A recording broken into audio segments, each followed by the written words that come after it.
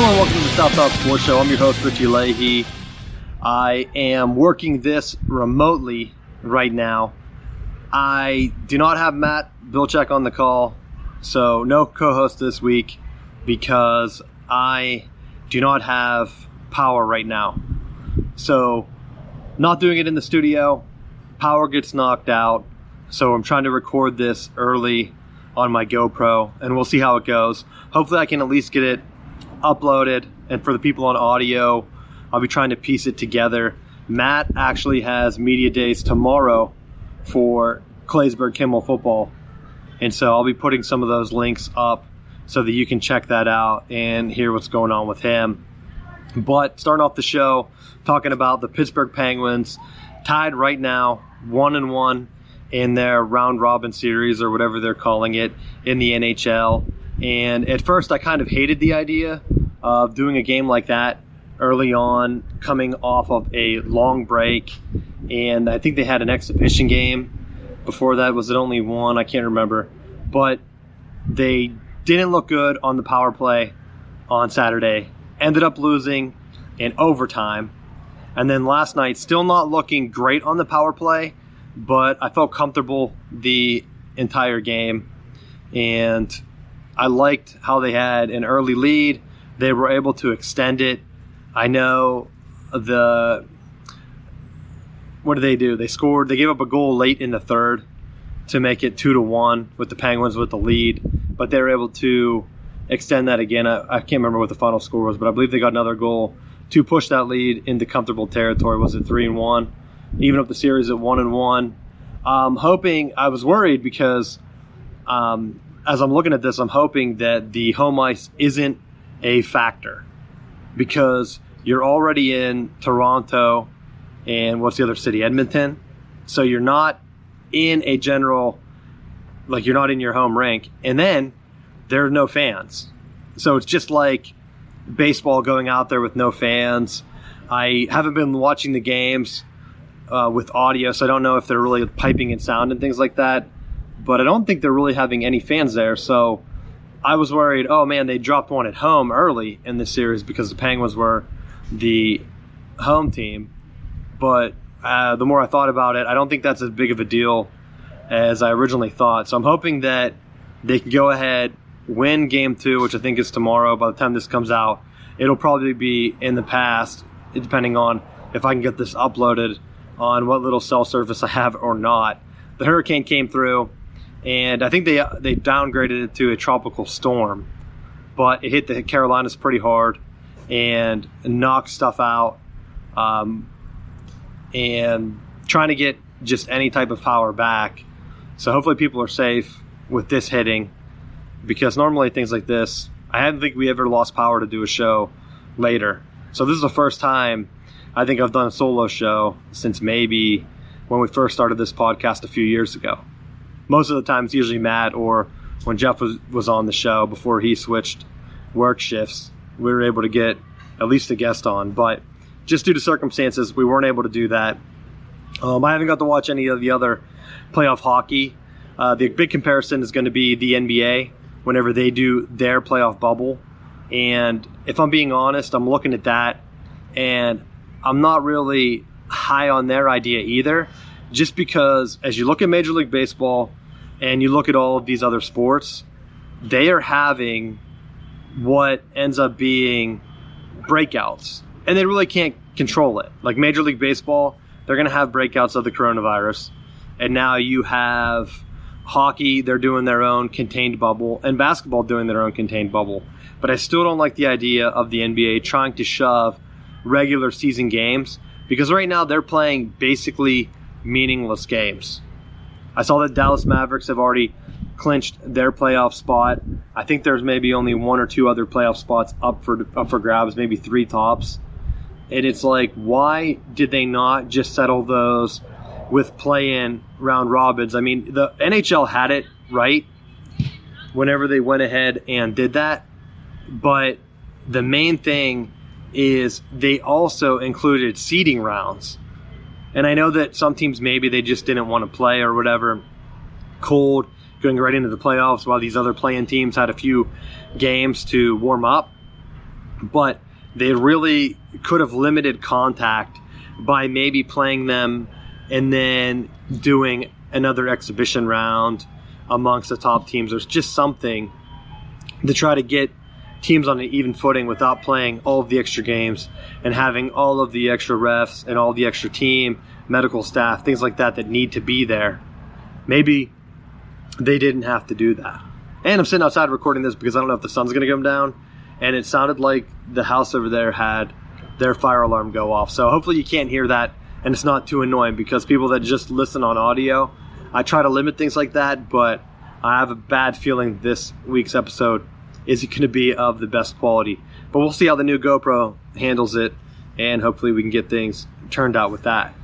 Now, in terms of football, they, first off, before we get into even the NFL or college football, the XFL, The Rock, Dwayne Johnson, went ahead and he made the purchase for only $15 million. And they were talking about getting $3 million or 3 million viewers a game. And if you're able to extend that season, what type of money would they have been able to bring in? Because I think they would have been able to be a lot more valuable to TV networks and things like that. But it makes sense. I really like the purchase. They have The Rock and his ex-wife, Dani Garcia. She's going to become the first woman to ever own an entire sports league. So I don't know how the breakdown really shakes out if she's the main owner, but he's part of the purchase group, and it looks like they're doing it together. As long as they're planning on bringing back football next year, which is what they're talking about, they think that it can be done, and they've also talked about doing it inside a bubble, which I wonder if that's going to limit teams. And if the league would have been able to jump on this back in May, and football definitely wouldn't have been able to get it done, because some of the European soccer leagues, they opened up and they've been playing for a while now, and American sports leagues, they were behind. I really thought basketball could have been the one to open up early, and if you did the bubble thing, just try to do like mini tournaments. I know college basketball, they never would have gone for that. I think maybe they try to do that with one of the, was it the spinoff called the Tournament, where they have alums of a team. I think they actually played a tournament sort of in a bubble. But if the XFL is going to bring it back, it's going to be interesting to see if the NFL has to cancel or at least limit games or whatever, because they're getting into disputes now where players are opting out. The Patriots, they've had a league high number of players opt out. And I think, was it Sonny Michel didn't get cleared? So that's 9. I think they had 8 people to opt out, and then another not get cleared medically, but he could eventually come back if they do in fact play. They've already lost Tom Brady, so you're breaking in a new quarterback with a good chunk of your team sitting out. It's going to be interesting to see if they're actually going to end up tanking this season to try to, that's the early fan rumblings, is they're setting this up to try to tank for Trevor Lawrence. And I don't know if the ACC is going to play. They put out their schedule. We talked about it last week. I think some more details might have came out on that, which we'll get into later in the show. But just in terms of the NFL players, a lot of them are saying that they got pressured into it. They moved the date. The NFL had a date that they could opt out, and they tried to push it forward after the original agreement because they're feeling the pressure. They know that these other leagues are operating in a bubble. You see Major League Baseball that's not doing that, and they've been having to cancel games. And I think the NFL, if they want to look at it, they need to possibly redo the schedule, maybe stagger, sort of like what I proposed for the college football leagues. Why not just play half the games and give your teams a built-in bye week? Maybe you just don't have cross-divisional games. Maybe you settle around 10 games and you get that opening week. The NFC plays one weekend, the AFC plays the next weekend. You just cut out the interdivisional games into the playoffs. Because I think that could really work if you have, let's say, you could even keep it more regional in the NFL if you really wanted to. Because let's see, the Steelers play Baltimore close, the Browns close, the Bengals close in their division. You could still play 2 games against each of your divisional foes. That's 6 games right there. And then maybe 4 crossover games. If you wanted to keep it regional, maybe the AFC North plays the AFC East. And then the South plays the West. Or something like that. They could figure it out if they wanted to really get these games in. But when I'm looking at it as a fan, and from a business side of things, it might be a little bit different. But from what I can tell, if you're not able to get fans in the stands, because it seems like the number keeps dropping. You're going from 50%, you're going down to 30%. Now some stadiums are saying only 20%. What are you doing? At some point, it's going to end up with Major League Baseball being at 0 fans. And then it comes back to, why have the extra games? Because you're only selling so many TV slots, and maybe you're going to lose out on some of the regional money. But the major network television games, I could just see, like, you just give them a trickle-down effect. You tell them, like, hey, we might be able to make this swing. Maybe you take a cut of the money. You don't get as much money going in, but you're also not playing as many games, so does it really matter?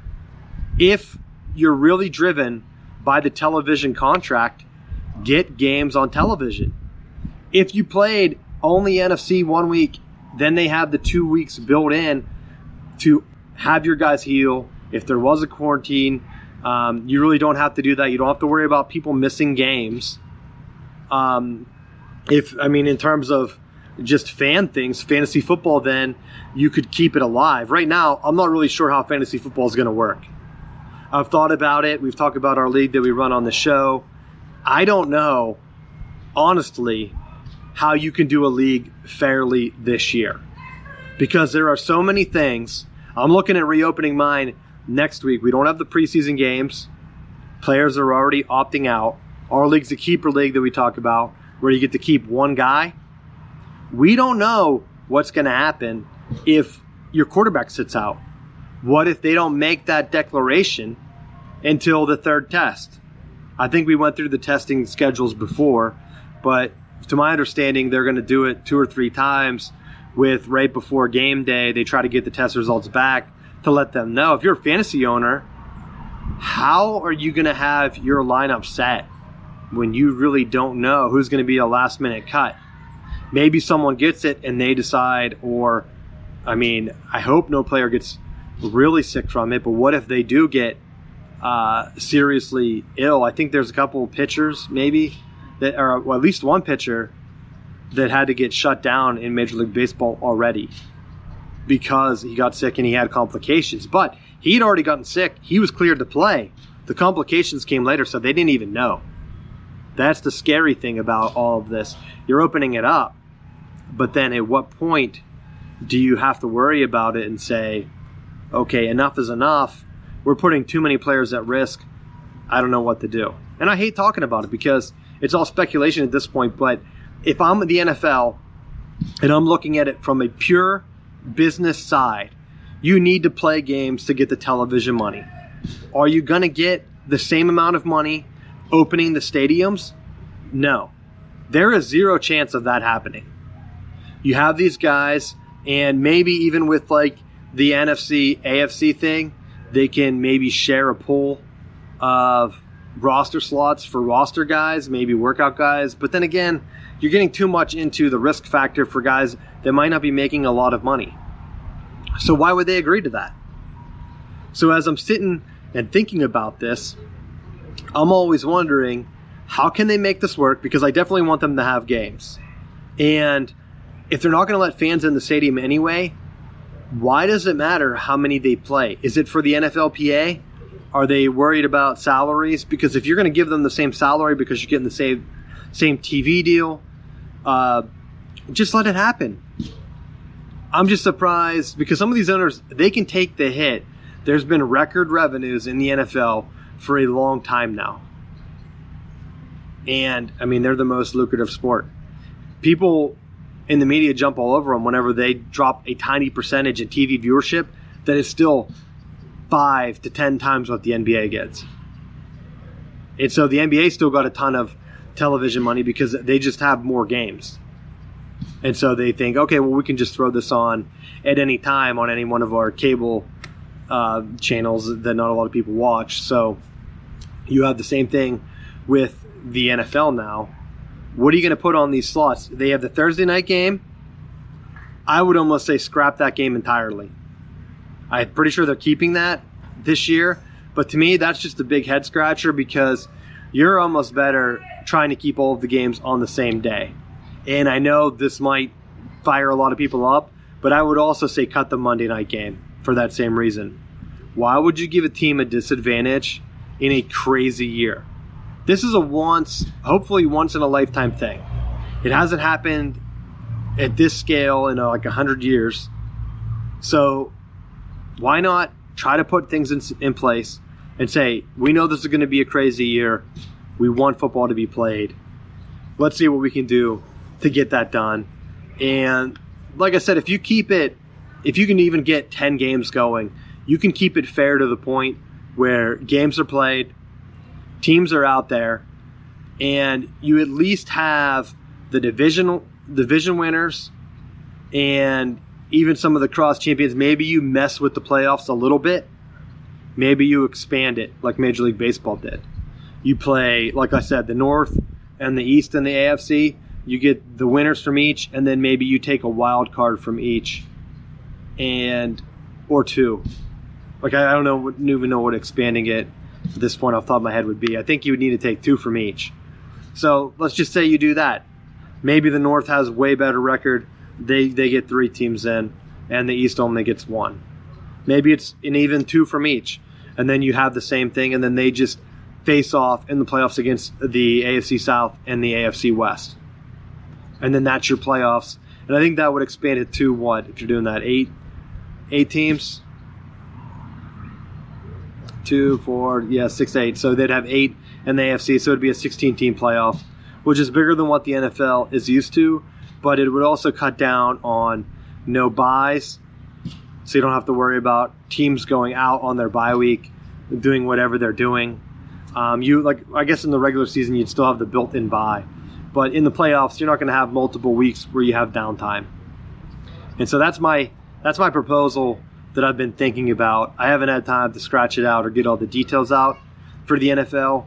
But as they're trying to get things straightened away and you're just having players drop off, I just don't know what's going to happen any further than that. And so just looking at my notes here, I think those are the main football things I had. The rock buying the XFL, which I think could work. And if the NFL, like let's say they get started and they have to shut down, it kind of gives people a tease and they're like, yeah, I really miss football. Like I wish something else was happening. And then college football shuts down and then the XFL can get something going in a bubble. Like what if it happened earlier than people expected? Like that would be crazy if they were able to jump into the bowl game slots like that week around Christmas and New Year's. If the NFL and them shut down just to do like an XFL bowl type year, and who knows, it's a 1-year thing, then the following year you just don't compete with it because college football comes back. If everything goes well and they get a vaccine and things out there. I mean, what else? Because that would be a great idea. I know going into college football right now, talk with that, the Pac-12, they have players that have been meeting. There have been some type of controversies all across that conference. I think Washington State has been removing players, at least that's what's happening on social media, that if you try to go ahead and unite against some of the program stuff, they're just letting you go. Keeping you on scholarship but saying like, hey, don't even bother coming to practice, which to me is just crazy. And so as I look at this, it's almost a little too late. I think that a lot of schools and administrators and things like that, they're under pressure right now. And for the players to go into voluntary workouts in June, it should have been stopped way before this.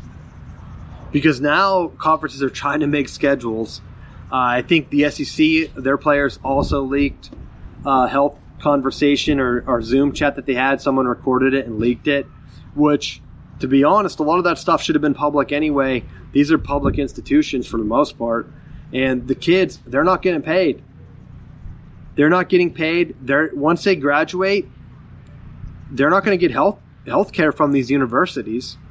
So what if someone would get sick and get like almost their senior year, it's basically cut down. So you come get sick for no reason, and then they say, hey, you're out of eligibility. Like, tough luck. I mean, just from the side of players in college, like, I know how tough it can be being a student athlete. It sucks if you're going to be left out in the cold like that. You see a lot of people that are skipping the NBA draft now to come back to college. I would assume some of the NFL people, players, are doing the same, because why would you put that risk on you? You would leave college to go to a pro league that really doesn't have a plan in place either. I mean, they're operating on a bubble. What are they doing with their developmental leagues? What are they doing with all the training camps and all of the other things like that? They really don't have a plan for those either. So you're sitting there and you're totally at risk no matter what you end up doing. So if I were these players, I mean, it's kind of tough whenever you already show up to voluntary workouts. If you've gotten sick and recovered, you've already lost your biggest leverage that you had, and that was to just not show up at all. They weren't going to take your scholarship if everything was already closed. I mean, if everyone banded together. But now what I think you're seeing is too little too late, and there's been rumors that some of the top players in the college football are just going to skip. They're going to opt out and get ready for the NFL draft next year, which would be kind of the opposite. I mean, on one hand, you're thinking, okay, what am I going to do? Am I going to go ahead and skip practice? Am I going to skip training? Am I just going to come back to college and say, you know what, let's just take a year off and train, and then I can see if I can blow up? And for the NBA, I don't know what the chances of risk of injuries are for basketball compared to football, but I would think that football players have more of a risk. So for college basketball players, it makes more sense to go back, get your degree, because there might not be any guarantees in the NBA.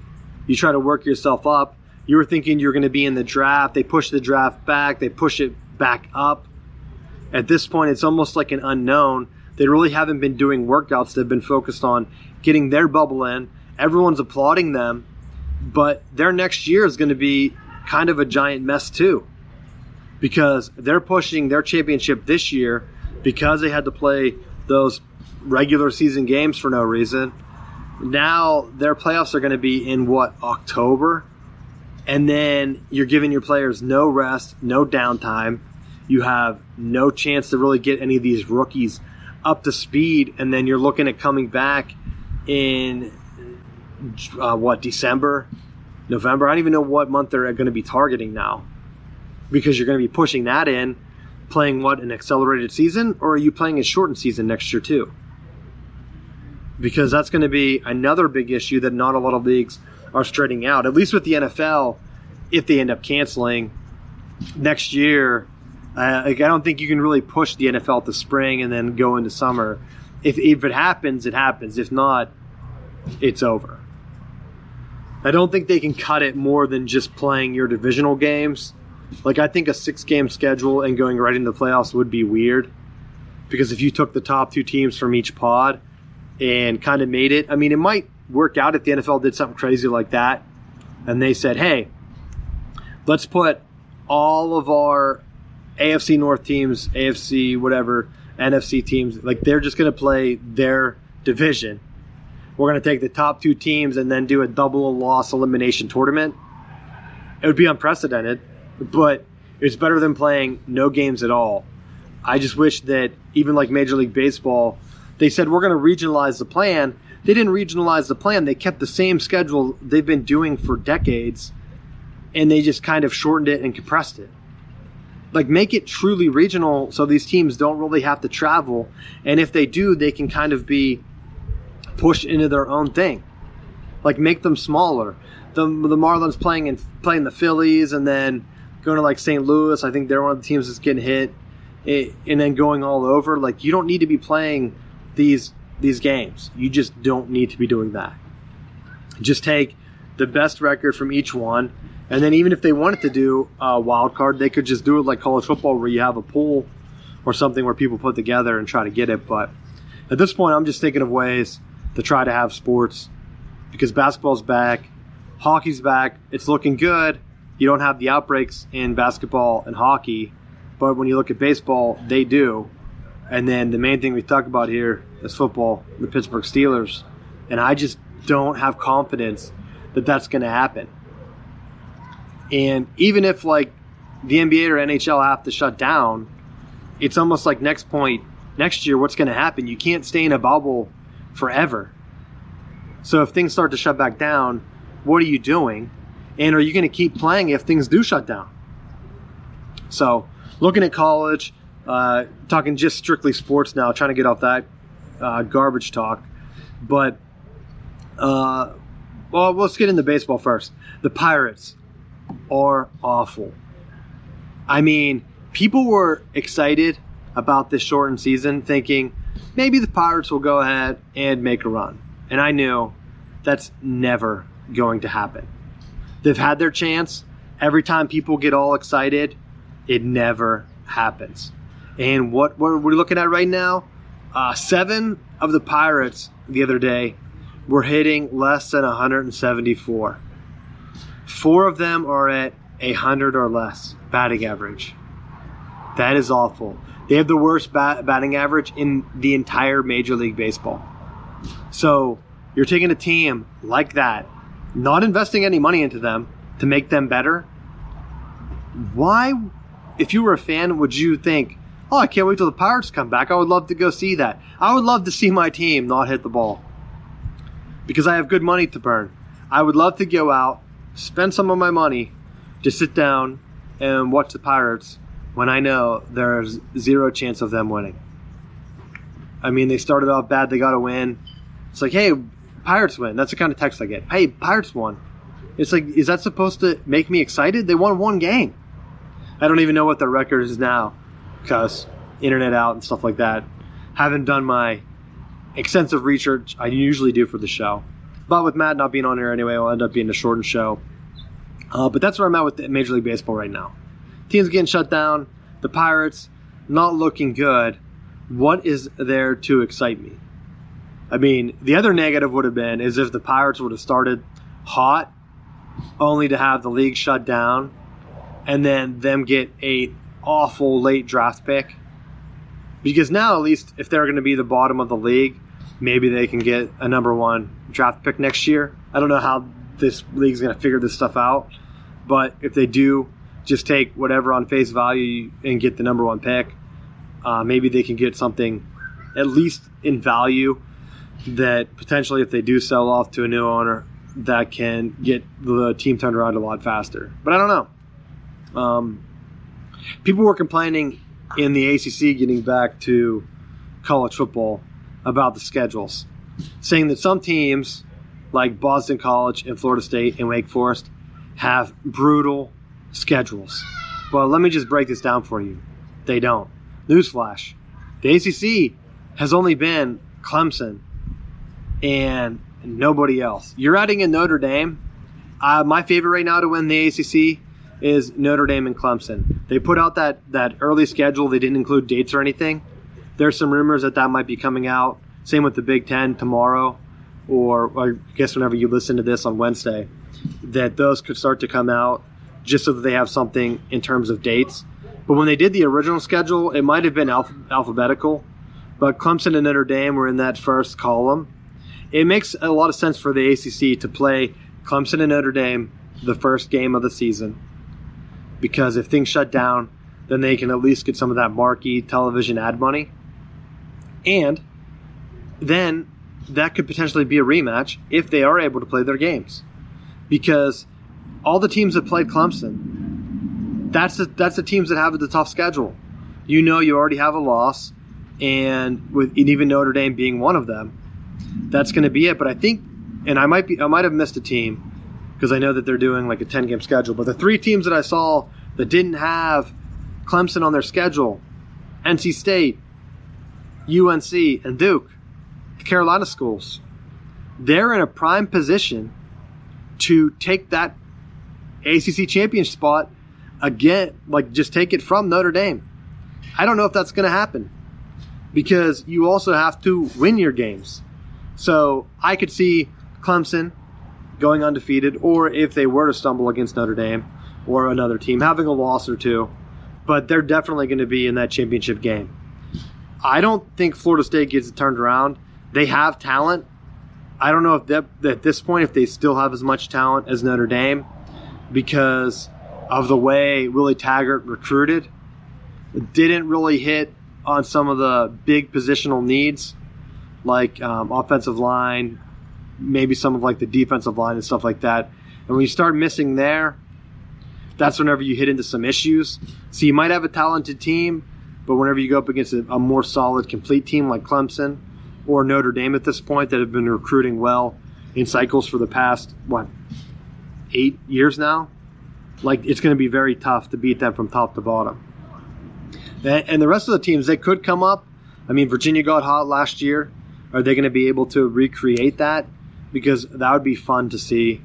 Maybe Pitt could get lucky, depending on their schedule. But I'm just looking at this and I'm thinking, the teams, it could be anyone's league right now.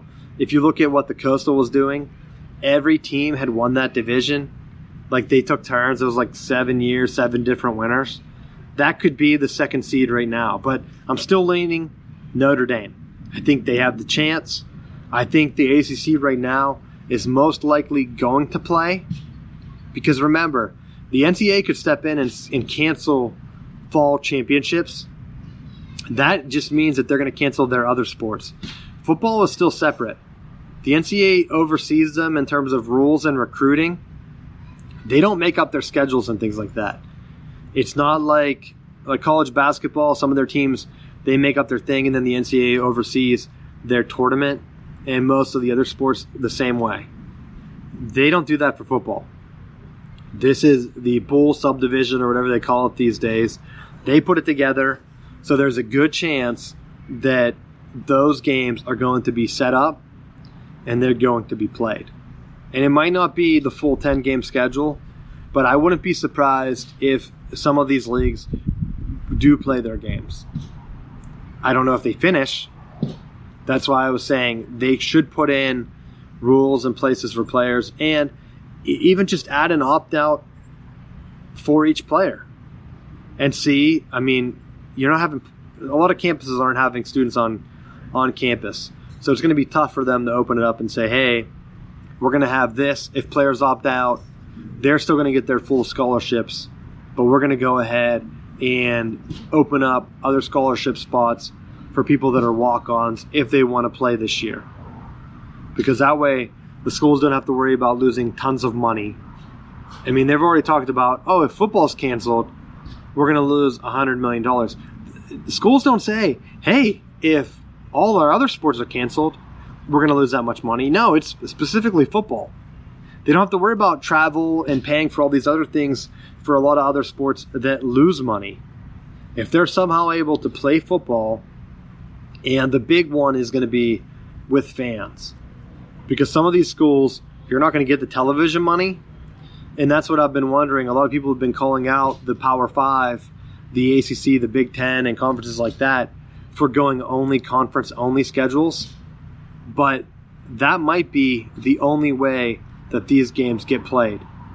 Because there's a very real chance that these lower divisions, if you can't have any paying fans, they're not getting money from television deals that make sense for them to play. They're going to lose money no matter what. Some of them, they stay afloat based on their big non-conference payday from a bigger school. Like you have some smaller school in Ohio going into Ohio State. Ohio State pays them a couple $1 million to take that beating. That's their payday. So I could see them getting shut down, but are they even going to waste their money on conference play? Like, are they going to get their team together just to play that money-making game and then shut it down? There's a lot of risks if you're the Power 5 to invite other smaller schools in that might not have the same financial investment to keep it going. And then at that point, it's like, is it safer just to shut it down for them? And so I think that's why they went that route of just cutting those games out. The SEC is only playing conference games. I saw some Clemson fans and South Carolina fans were upset by that. The ACC had that extra game built in. I think they scrapped that when they released their final schedules just because it doesn't make sense. Because you have Florida and Florida State, that game's gone. And you have South Carolina, Clemson, that game's gone. You have a couple of other games. I'm thinking of some. Is it Georgia Tech? That game's gone. So the ACC, you're losing a bunch of those that are built in. Notre Dame, too. Maybe Notre Dame wanted that in so that they could try to keep one schedule. But if the Pac-12 does it, the Big Ten does it, what game is Notre Dame keeping? Navy? I mean, that would make the most sense. That's the game I'd want to see. But like I said, I'm still holding out hopes that another conference can offer them a slot. But at this point, it's looking slim. I laid it out last week. I just don't think it's going to happen because they're putting themselves at risk. There's also been rumors that if these all shut down, the service academies, they still might play. We might just have what is it, 4 teams? I think those are the ones. Army, Navy, Air Force. Which one am I missing? I think there's 4 of them. I'm going to get killed over this. But they might just be the only teams that are left that are able to play. They might just play a round-robin schedule and name themselves national champs, which I think would be awesome, hearkening back to the early days of the sport. So that's what we're seeing in college football. I don't know if it's going to happen. Putting the kids at risk is one thing. Opening up campuses, doing research and things like that, I understand both sides of it, but is sports worth it at this point? Is it making anyone's lives better watching NBA or, like I said, Major League Baseball, NHL? It's fun to watch. These guys are making their money. So those are professional leagues. College leagues, I don't know. Some of the amateur ones, high school sports are playing. I think they were playing in Iowa. I know amateur sports in Pennsylvania were playing. All across the country, amateur leagues are playing. So it's able to get done. It just comes down to the point where what matters? Safety. Can you insure it? Are players playing at their own risk? Because some people would probably opt in. I thought it was shady that a lot of colleges were kind of forcing players. Hey, opt into this. It was almost like a backhand. You like your scholarship, right? You should opt into this so that you can keep playing. Because after that point, you really don't know what's going to happen. But I don't know. We'll see what goes on. Like I said, Matt was out this week. I don't really want to go too much longer because I don't know if this is going to upload or give me problems. And then we'll see because the power is still out. I can still hear the neighbor generator going. So we will see what happens with sports opening back up. But we'll be hitting it back next week. Thanks for listening. And as always, subscribe. Check out southboundsports.com. And we will see you next week.